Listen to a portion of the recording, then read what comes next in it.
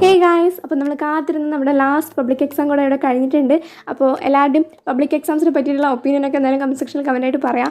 അപ്പോൾ ഇന്നത്തെ വീഡിയോ എന്ന് പറയുന്നത് നമ്മൾ ബയോളജി പബ്ലിക് എക്സാമിൻ്റെ പ്രിപ്പറേഷൻസും എക്സാം ഡേയും എക്സാം റിവ്യൂവും കാര്യങ്ങളൊക്കെ ഇൻക്ലൂഡ് ചെയ്തിട്ടുള്ള ഒരു ചെറിയ വ്ളോഗാണ്. അപ്പോൾ മെയിനായിട്ട് അങ്ങനെ പ്രിപ്പറേഷൻസ് അങ്ങനെയൊന്നുമില്ല. ഞാൻ പൊതുവേ ബയോളജി പഠിക്കുന്നത് ടെക്സ്റ്റ് വായിക്കും, പിന്നെ മെയിനായിട്ടുള്ള പോയിൻറ്റ്സ് ഹൈലൈറ്റ് ചെയ്ത് അങ്ങനെ പഠിക്കുകയാണ് ചെയ്യാറ്. കൂടുതൽ ക്ലാസ്സസോ കാര്യങ്ങളൊന്നും ഞാൻ കാണലില്ല. പിന്നെ ഷോർട്ട് ക്വസ്റ്റ്യൻസും പിന്നെ അതിൻ്റെ ഒരു ലൈവും പിന്നെ എക്സാമിൻ്റെ ബൂസ്റ്റർ ലൈവാണ് കണ്ടിട്ടുണ്ടായത്.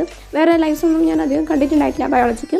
അപ്പോൾ എൻ്റെ ഒരു അഭിപ്രായത്തിൽ എക്സാം റിവ്യൂ ആയിട്ട് പറയുകയാണെങ്കിൽ എക്സാം ഒരു ഈസി ആയിട്ടുള്ള അതായത് മോഡറേറ്റ് ലെവലായിട്ടുള്ള ക്വസ്റ്റ്യൻ പേപ്പർ ആയിരുന്നു. അങ്ങനെ സ്റ്റാൻഡേർഡ് ക്വസ്റ്റ്യൻ പേപ്പർ തന്നെയാണ്.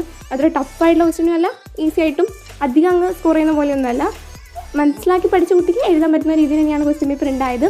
പിന്നെ എഴുതിയിട്ടുണ്ട്, എന്താവോ എന്തോ ഇനി നോക്കുന്നവരുടെ കയ്യിലും അതുപോലെ ദൈവത്തിൻ്റെ കയ്യിലാണല്ലോ. നമ്മൾ ഇടേണ്ട എഫേർട്സ് ഇട്ടിട്ടുണ്ട്, അതിൻ്റെ റിസൾട്ട് കിട്ടുമായിരിക്കും എന്ന് വിശ്വസിക്കുക, മാത്രമേ ഉള്ളൂ. അപ്പോൾ ഒരു ഫ്രീ അഡ്വൈസ് പോലെ പറയുകയാണ്, ഇനി ആരും ആൻസർ കീ ഒന്നും നോക്കി ടെൻഷൻ അടിക്കാൻ നിൽക്കണ്ട. കാരണം എക്സ്പീരിയൻസ് എന്ന് പറയുന്നതാണ്.